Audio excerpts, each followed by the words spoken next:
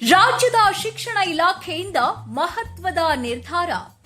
ಸಾವಿರಾರು ವಿದ್ಯಾರ್ಥಿಗಳ ಬದುಕಿನಲ್ಲಿ ದೊಡ್ಡ ಪರಿವರ್ತನೆ.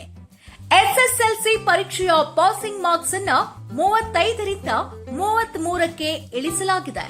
ಈ ನಿರ್ಧಾರ ಅಲ್ಪ ಅಂತರದಿಂದ ಅನುತ್ತೀರ್ಣರಾಗುತ್ತಿದ್ದ ವಿದ್ಯಾರ್ಥಿಗಳಿಗೆ ಹೊಸ ಅವಕಾಶ, ಹೊಸ ದಾರಿ.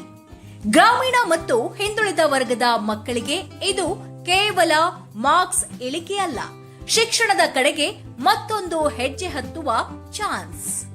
ತಜ್ಞರ ನೋಟದಲ್ಲಿ ಪರೀಕ್ಷಾ ಒತ್ತಡ ಕಡಿಮೆ, ಡ್ರಾಪ್ಔಟ್ ಪ್ರಮಾಣ ತಗ್ಗಿಸುವ ಸಾಧ್ಯತೆ ಮತ್ತು ಮುಂದಿನ ಶಿಕ್ಷಣಕ್ಕೆ ವಿದ್ಯಾರ್ಥಿಗಳ ಆಸಕ್ತಿ ಹೆಚ್ಚಿಸುವ ನಿರೀಕ್ಷೆ. 33 ಮಾರ್ಕ್ಸ್ ಪಾಸ್ ಹುಟ್ಟಿಸುತ್ತಿದೆ ಹೊಸ ಭರವಸೆ, ಹೊಸ ಭವಿಷ್ಯ.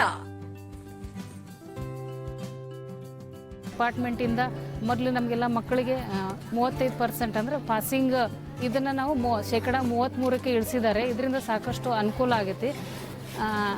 ಅದೇ ಥರ ಈಗ ನಾವು CBSE ಮಕ್ಕಳಲ್ಲಿ ಕಂಪೇರ್ ಮಾಡಿದ್ರೆ ಅವ್ರು 33%ಅನ್ನು ತಗೊಂಡು ಏನು ಮಾಡಿಬಿಡ್ತಿದ್ರು, ಪಾಸ್ ಆಗಿಬಿಡ್ತಿದ್ರು. ಆದರೆ ನಮ್ಮ ಮಕ್ಕಳಿಗೆ ಏನಾಗ್ತಿತ್ತು, ಕಷ್ಟ ಆಗ್ತಿತ್ತು. ಅಂದರೆ ಓದಿದ್ರು ಸಹಿತ ನಮ್ಮ ಪರ್ಸೆಂಟೇಜ್ ಕಡಿಮೆ ಇರೋದಕ್ಕೆ ಕಷ್ಟ ಆಗ್ತಿತ್ತು. ಈಗ 33% ಮಾಡೋದಕ್ಕೆ ತುಂಬ ಅನುಕೂಲ ಆಗಿದೆ.